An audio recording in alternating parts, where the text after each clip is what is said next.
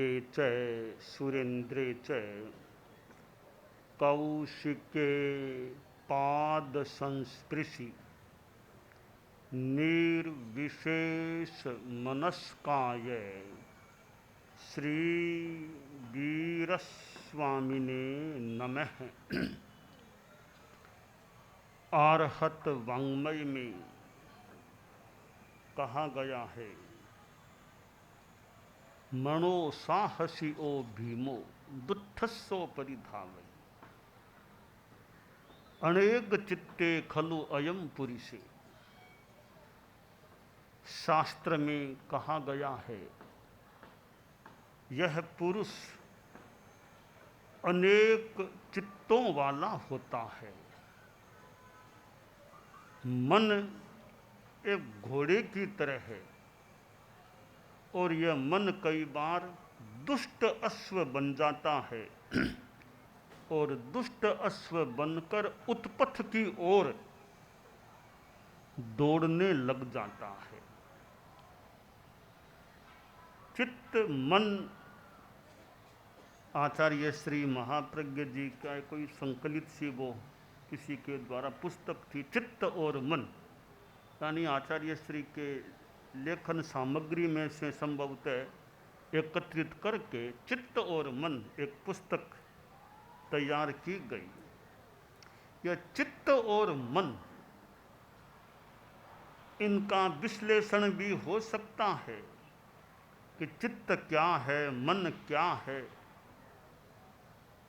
जहाँ एक और चित्त चेतना के लिए प्रयुक्त किया गया प्रतीत लगता है कि जैसे सचित्त अचित्त, सचित्त अचित्त, यहाँ चित्त शब्द है वह चेतना का वाचक, आत्मा का वाचक प्रतीत होता है कि जीव सहित है तो सचित्त, जीव रहित हो गया तो अचित्त।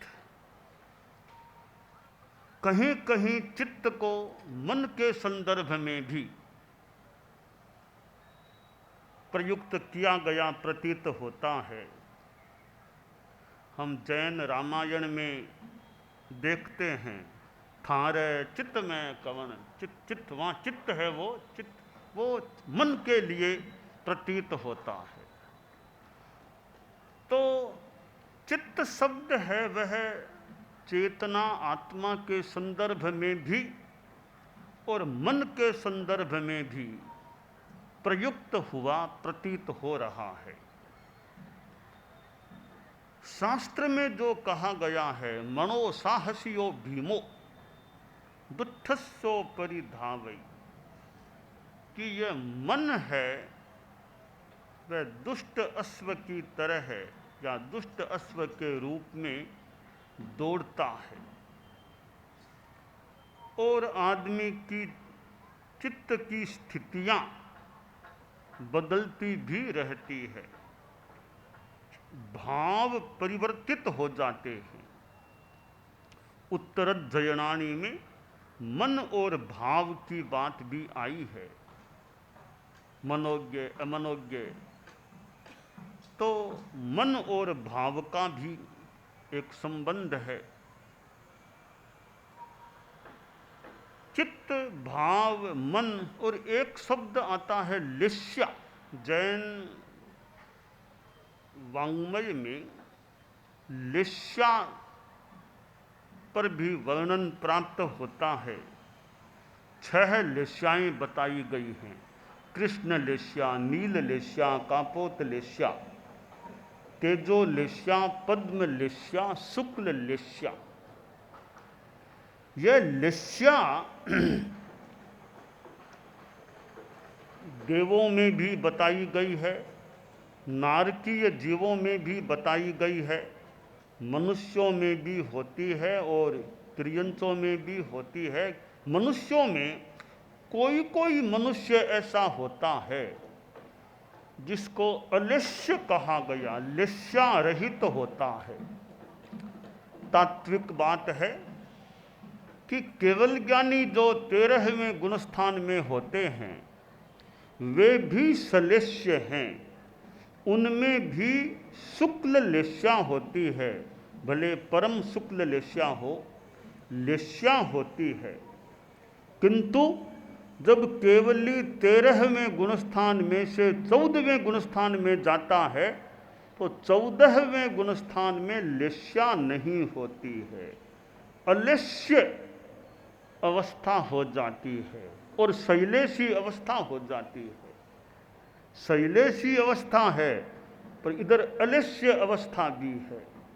शब्दों में थोड़ी समान मिलता जुलतापन है पर बड़ा अंतर है। शैलेशी अवस्था 14वें गुणस्थान में है पर शैलेस्य अवस्था 14वें गुणस्थान में नहीं होती है। योग और लेस्या इन दोनों में बड़ा निकट का संबंध लगता है। सहचरत्व है, सहचरत्व कि जहाँ लेस्या है वहाँ योग है, जहाँ योग है वहाँ लेस्या है। तो जहाँ लेस्या नहीं वहाँ योग भी नहीं। 14वें गुणस्थान में लेस्या नहीं है तो वहाँ योग भी नहीं है, अयोगी अवस्था होती है। तो लेस्या हम जो 6ठे गुणस्थान तक के या 7वें गुणस्थान तक के मनुष्य हैं, उनमें ये लेस्याएँ तो आगे भी हैं। 8वां 9वां 10वां 11वां 12वां 13वें में भी लेस्याएँ हैं। पर हम जो यानी 6ठे गुणस्थान तक के जो प्राणी हैं, तो 6ठे गुणस्थान तक के प्राणियों में, हम मनुष्यों में 6 लेस्याएँ हो सकती हैं। भावों का परिवर्तन हो सकता है। कभी हम अच्छे परिणामों में हैं तो अच्छी लेस्या हो सकती है, और कभी निकृष्ट परिणाम आ जाएं तो लेस्या नीचे वाली या कृष्ण लेस्या तक की स्थिति भी बन सकती है। यत्किंचित मतभेद भी है इस विषय में परंपराओं में, पर हमारी परंपरा में साधु में भी 6 लेस्या हो सकती हैं। और तो क्या, भगवान महावीर में भी वो जब साधना काल में थे, खैर थोड़ी सी एक गहरी बात है, 6 लेस्याएँ वहाँ भी बताई गई है आचार्य भिक्षु के द्वारा। तो हमारा मूल विषय यह है कि यह जो लेस्या है, हमारे परिणाम हैं भीतर के, वे अशुभ भी हो सकते हैं और शुभ भी हो सकते हैं। कृष्ण नील कापोत लेस्या के परिणाम हैं, ये अशुभ परिणाम हैं। तेजह पद्म और शुक्ल लेस्या के परिणाम हैं, वे शुभ परिणाम हैं। तो एक आदमी सोचता है कि मुझे जामुन के फल चाहिए, पेड़ के फल बहुत लगे हुए हैं, हम कई मित्र हैं, जामुन खाने हैं, तो पूरे पेड़ को ही काट दो, फिर आराम से जामुन पेड़ गिरा दो, काट दो, आराम से जामुन खाते रहेंगे। एक आदमी का यह चिंतन है कि पूरे पेड़ को ही काट दो। दूसरा बोलता है, भैया हमें तो जामुन ही चाहिए ना, हम कितने जामुन खाएंगे, पूरा पेड़ क्यों काट के गिराएं, कोई बड़ी शाखा है वो काट लें, उतने से हमारा काम तो चलेगा, पूरे पेड़ को नहीं काटना चाहिए। तीसरा बोलते, बड़ी शाखा तो छोटी शाखा को भी काट लेंगे ना, उस पर भी काफ़ी जामुन हैं, हम इतने में से ही काम चले। कहने का भी एक और कम, कोई बोला भी नीचे इतने जामुन गिरे हुए हैं, हम तो ये खाकर ही पेट भर लेंगे, हमें क्या मतलब टहनी भी क्यों काटना, गुच्छा भी क्यों काटना, ऊपर से कुछ भी क्यों उतारना, नीचे जो जामुन पड़े हुए हैं इन्हीं को खा लेंगे, अपना काम अच्छी तरह चल जाएगा। अब दृष्ट भावों में, परिणामों में कितना अंतर आ गया। एक आदमी पेड़ को ही काटने की बात करने लग गया, तो एक आदमी नीचे गिरे हुए जामुन को खाकर ही पेट भरने की बात कह रहा था। तो यह लेस्या को समझाने के लिए दृष्टांत है कि परिणामों में कितना अंतर होता है। हिंसा अहिंसा की दृष्टि से भी देखें, पूरे पेट को काटना कितनी बड़ी एक बात है, नीचे गिरे हुए जामुन से काम चलाना, इसमें कितनी भीतर में अहिंसा की चेतना को भी माना जा सकता है या वो भी हो सकती है। तो हमारे भीतर के परिणाम अच्छे रहें, भाव अच्छे रहें, शुभ भावों में रहें। यादृशी भावना यस्य सिद्धिर्भवति तादृशी, जैसी भावना है वैसी सिद्धि।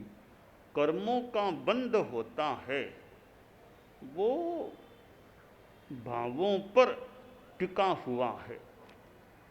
एक जगह है कहा गया है, एक संस्कृत के श्लोक में बात आई है कि मन एव मनुष्याणाम कारणम बंध मोक्षयोः बंधाय विषयासक्तम मुक्त्यै निर्विषयम स्मृतम।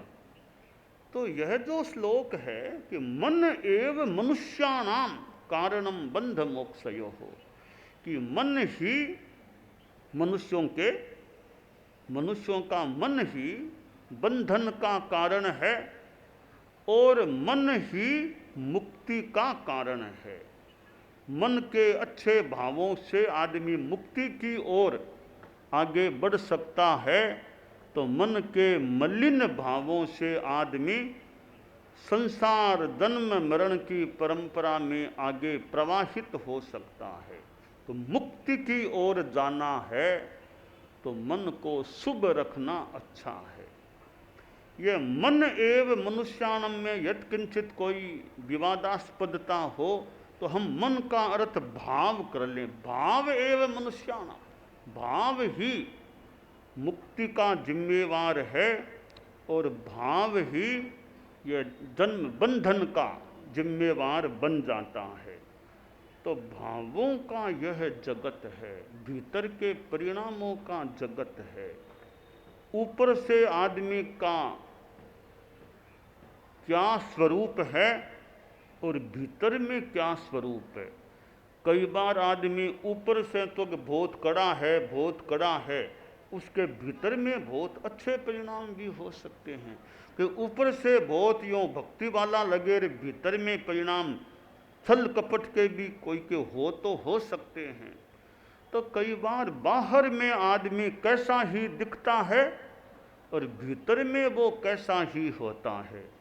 कोई के आचार्य या गुरु होते हैं कि ऊपर से तो वो कड़ाई करते हैं, ऊपर से कड़ाई कर रहे हैं और भीतर में बड़े उनके भाव हित के भाव हैं कि भी कड़ाई क्यों की, कि भी कड़ाई की है अनुशासन मोवायम दुक्कड़ से चोयणम, कि कड़ाई की है वो शिष्यों के हित के लिए की है। कड़ाई का प्रयोग करना पड़ा हित के लिए, फिर भीतर में उनके भाव बहुत हित के हैं, भीतर में मूल विचार उनके अच्छे हैं। तो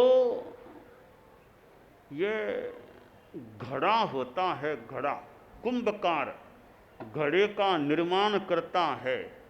तो थोड़ी ऊपर से मान लो, एक तरह से कड़ाई मान लो, कुछ भी मान लो, वो थोड़ा सा करना पड़े। हाथ भीतर में है, भीतर से बहुत सहारा, यानी भीतर में ठीक है, ऊपर से थोड़ी कड़ाई भी मान लो करनी पड़े। तो ऊपर का रूप कई बार अलग होता है और भीतर का रूप अलग हो सकता है। मुख्य बात है कि भाव हमारे अच्छे रहें, विचार लिस्या परिणाम वो हमारे अच्छे रहने चाहिए। तो कई बार बड़े डांट भी दे देते हैं, उलाहना भी दे देते हैं, तो उस उलाहना के पीछे भी वो भावना मूल हित करने की है, भावना निर्माण करने की है। तब कई बार कड़ाई का कठोरता का प्रयोग भी कई बार करने वाले कोई कर सकते हैं। पर कड़ाई की पृष्ठभूमि में भावना क्या है उसका भी अपना बड़ा महत्व होता है। और कोई ऊपर से तो मीठा बोलता है और ऊपर से तो मिठास दिखाता है, भीतर में उसके अन्य भाव, दुष्परिणाम भी, ठगने के भाव भी हो सकते हैं।